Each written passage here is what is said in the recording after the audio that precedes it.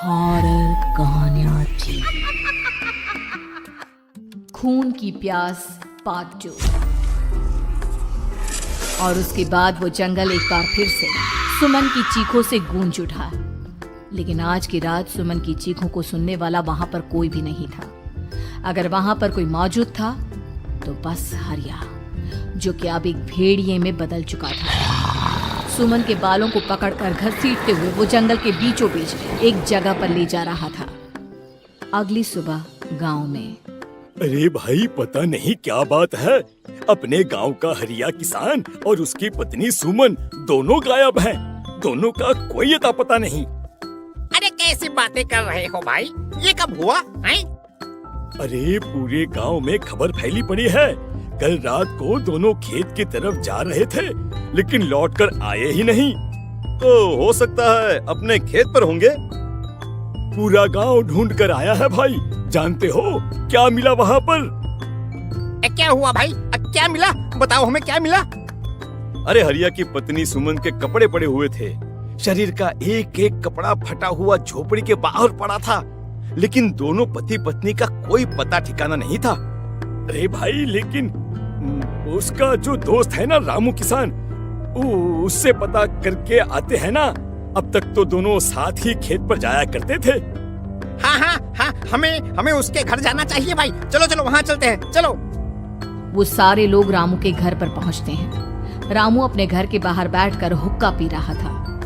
आज सारे के सारे लोग टोली बनाकर मेरे घर क्यों आ रहे हैं? क्या कोई मर गया क्या भाई? अरे कैसी बातें कर रहे हो? तुम्हारा सबसे अच्छा दोस्त हरिया और उसकी पत्नी गायब है, और तुम यहाँ बैठकर हुक्का पिए जा रहे हो हैं? रामू ने अजीब सी नजरों से उन सब गांव वालों की तरफ देखा, जिसकी वजह से वो लोग एक बार के लिए डर गए। गायब है? अरे गायब नहीं है, मुक्ति मिल गई है। उन दोनों को मुक्ति मिली है। इस दुनिया में आकर हर इंसान पाप करता है, और उसे उसके पापों के लिए मुक्ति मिलना बहुत जरूरी है। अरे ये कैसी बहकी बातें कर रहे हो भाई, हैं? और इसका चेहरा अजीब सा क्यों लग रहा है? लगता है दोस्त के मरने का गम बैठ गया है। पागल हो गया है शायद ये पागल। ये बात सुनते ही रामू चीख कर जोर से चिल्लाते हुए कहता है, पागल मैं नहीं हूँ, पागल तुम सब हो। और ये शैतानी जंगल अब तुम में से किसी को नहीं छोड़ने वाला, सबको खा जाएगा। याद रखना मेरी बात। शैतानी जंगल? कैसा शैतानी जंगल? लगता है रामू पागल हो चुका है। हमें यहाँ से चलना चाहिए भाई। चलो। तभी रामू की पत्नी बाहर आती है। नहीं, आप लोग इनकी बात का बुरा मत मानिए। 2 दिन पहले हरिया के साथ खेत पर गए थे। जब से वहाँ से आए हैं तब से ऐसी ही बातें कर रहे हैं। भगवान जाने ऐसा क्या देख लिया उन्होंने, खेत में कुछ भी बड़बड़ाते रहते हैं। लेकिन गांव के लोगों ने कमला की कोई बात नहीं सुनी, और वो सब वहां से चले गए। रात अब धीरे धीरे ढलने लगी थी। तभी अचानक किसी ने धीमी सी आवाज में रामू को पुकारा। रामू, आ जाओ, मैं तुम्हारा इंतजार कर रहा हूँ। और सुनो, अपनी पत्नी को साथ लेकर आना, नहीं तो काम अधूरा रह जाएगा।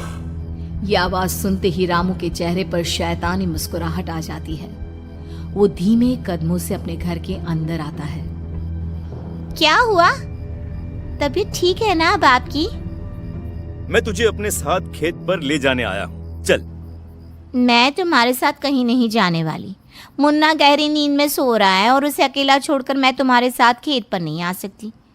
वैसे भी तुम्हारे उन खेतों में भगवान जाने कौन सा राक्षस घूम रहा है, मुझे तो डर लगता है।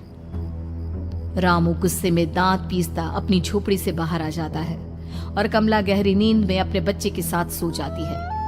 तभी अचानक रात को रामू की झोपड़ी के ऊपर एक साया वही गाना गुनगुनाते हुए घूमने लगता है, जो हरिया के मोबाइल में बजा करता था। मैं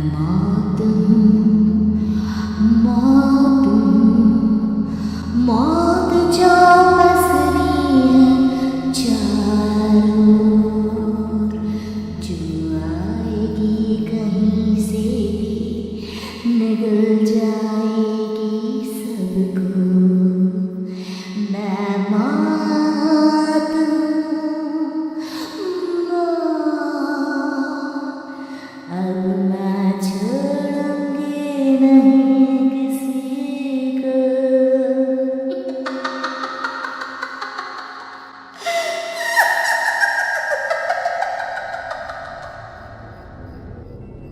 ये आवाज सुनकर रामू की पत्नी कमला की आंख खुलती है और वो देखती है कि उसका मुन्ना अपनी जगह से गायब था। कमला चीखते हुए बाहर दौड़ कर आती है। वहां पर उसने देखा कि रामू ने अपने बच्चे को झोपड़ी के बाहर एक पेड़ से उल्टा लटकाया हुआ था और उसका बच्चा चीख चीख कर रो रहा था।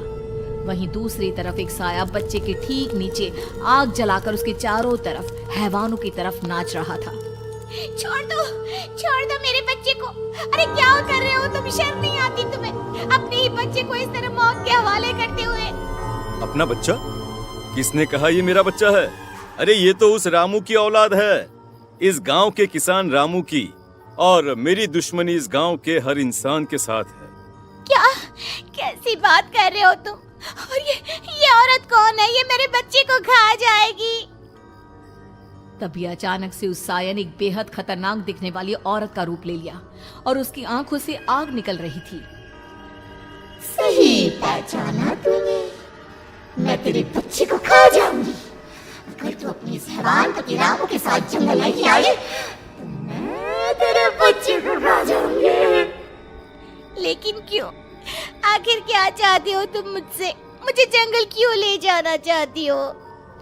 औरत बुरी तरह से ठहाके मार मार कर जोर जोर से हंसने लगी और साथ में रामू भी। ये तो तुझे वहाँ चलने के बाद ही पता चलेगा ना।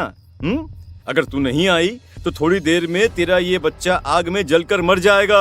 चल जल्दी। नहीं, मेरे बच्चे को छोड़ दो। तुम जहाँ कहोगे मैं तुम्हारे साथ चलने के लिए तैयार हूँ। और उसके बाद उस बच्चे को झोपड़ी में लिटाकर आगे आगे वो साया चल रहा था और उसके पीछे पीछे रामू अपनी पत्नी के बाल पकड़कर उसे घसीटते हुए जंगल की तरफ ले गया। जंगल में जाने के बाद, कितनी खूबसूरत हो तुम। आज की रात बस तुम और मैं एक दूसरे के साथ रहेंगे। मुझे तुमसे बहुत डर लग रहा है। तुम्हें क्या हो गया है? तुम तो बिल्कुल ठीक थे। वो होगा जो हमारे बीच होना चाहिए। तो आओ अपने आप को मेरे हवाले कर दो। कमला ने डर की वजह से अपनी दोनों आंखें कसकर बंद कर ली थी। रामू ने बुरी तरह से चीख कर कमला से कहा, आंखें खोलो अपनी और मेरी तरफ देखो। कमला ने जैसे ही अपनी आंखें खोली उसने देखा कि रामू एक खतरनाक खूनी हैवान में बदल चुका था। कौन हो तुम? जाने दो मुझे। क्या चाहते हो मुझसे? वही जो एक आदमी एक औरत से चाहता है। मैं तुम्हारा पति रामू नहीं, बल्कि इस जंगल का एक भेड़िया हूँ, और आज की रात तुम्हारे खून से अपनी प्यास बुझा जाऊं। और उसके बाद वो जंगल कमला की दर्दनाक चीखों से गूंज उठा। अगली सुबह कमला के कपड़े भी जंगल में उसी तरह पाए गए जैसे कि सुमन के पाए गए थे। इस घटना के बाद पूरे गांव में दहशत का माहौल था। अपने माँ बाप की मौत और गांव में हो रहे इस तरह की घटनाओं की खबर सुनकर किशन शहर से गांव लौट आया था। अपने माँ बाप की बेदर्द मौत की वजह से वो बहुत परेशान था। तभी अचानक उसे अपने घर में खाट के नीचे पड़ा हुआ वो मोबाइल फोन मिला जो उसने अपने पापा हरिया को गिफ्ट किया था। अरे कितने प्यार से पापा के लिए मोबाइल फोन लेकर आया था। इसे एक दिन भी काम में नहीं ले पाए। और आखिर कौन है जो गांव में इस तरह की हत्याएं कर रहा है? क्या है इन सब के पीछे? क्या है? मुझे पता करना ही होगा, वरना एक दिन पूरा का पूरा गांव खाली हो जाएगा। इस गांव में एक भी जिंदा इंसान नहीं बचेगा। गांव के लोगों की मदद करने के इरादे से किशन अपने गांव से दूर एक दूसरे गांव में बहुत बड़े तांत्रिक के पास मिलने के लिए गया। तांत्रिक बाबा, अब आप ही कुछ उपाय बता सकते हैं। भगवान जाने हमारे गांव को किसकी नजर लग गई है। नजर नहीं लगी है, किसी ने तुम्हारे गांव को बद्दुआ दी है। किसी सताई हुई आत्मा का प्रकोप है और अब वो पूरे गांव में किसी को नहीं छोड़ेगी जब तक उसकी आत्मा को शांति नहीं मिल जाती। अरे लेकिन ऐसा कौन है बाबा? किसकी आत्मा है और कैसे मिलेगी उसे शांति? मौत है मौत, कहीं से भी आएगी और सबको निगल जाएगी।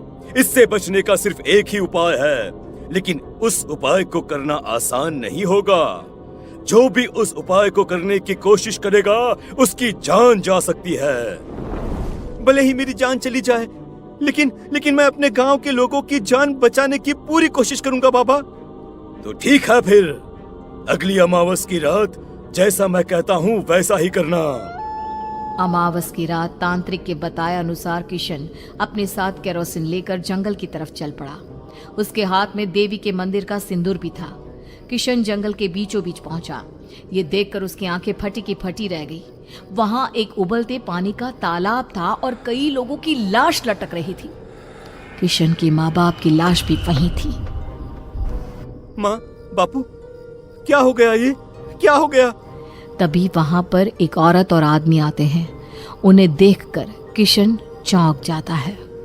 गोपाल काका, आपकी तो 5 साल पहले मौत हो गई थी। और निर्मला काकी, आप? मौत तो हो गई थी, लेकिन तुम ये नहीं जानते कि हमारी मौत कैसे हुई थी। क्या कहना चाहते हैं आप? कुछ नहीं, बस ये जान लो कि अब इस गांव में कोई जिंदा नहीं बचेगा। लेकिन क्यों काकी? क्योंकि 5 साल पहले इन गांव वालों ने मुझे डायन बताकर पत्थर मार मार के मार डाला। मेरी कोई गलती नहीं थी। गांव का एक बच्चा क्या लापता हुआ, सारा इल्जाम मेरी पत्नी पे डाल दिया। और जब मैंने निर्मला की जान बचाने की कोशिश की तो मुझे भी मार डाला। आपके साथ ये बहुत गलत हुआ काकी, लेकिन आप जो कर रहे हैं वो भी सही नहीं है ना?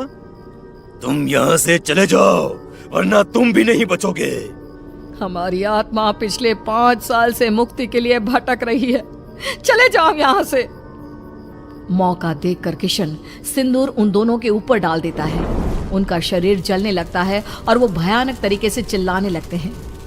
अगले ही पल किशन उनके ऊपर केरोसिन डाल देता है और वो दोनों जल जाते हैं। किशन अपने माँ बाप और दूसरी लाशों का अंतिम संस्कार करवाता है और अपने घर लौट आता है। लेकिन वो अभी भी इस बात से अनजान है कि मोबाइल अभी भी बज रहा था। मैं मौत हूँ।